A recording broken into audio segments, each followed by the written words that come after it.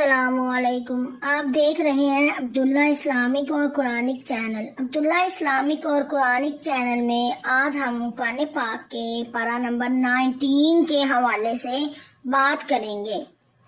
پارہ نمبر 19 کا نام وقال الذین لا یرجون ہے. اگر ہم پارہ نمبر 19 میں رکوعوں کی بات کریں تو پارہ نمبر 19 کے اندر ٹوٹل 19 رکوع ہیں، اور اگر ہم قرآن پاک کے اس پارہ نمبر 19 میں سورتوں کی بات کریں تو اس میں ٹوٹل 3 سورتیں ہیں. سورت فرقان جو کہ 18 سپارے سے شروع ہو کر 19 سپارے تک آتی ہے، یہ مکی صورت ہے، یعنی مکہ میں نازل ہوئی ہے. سورت فرقان کے معنی فرق کرنے والی.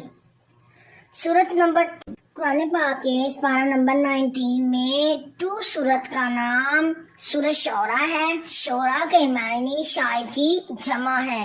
یہ بھی مکی صورت ہے، یعنی مکہ میں نازل ہوئی ہے. پارہ نمبر 19 میں اب ہم بات کریں گے 19 پارہ نمبر کی 3 سورت کے بارے میں. 3 سورت کا نام سورت نمل ہے.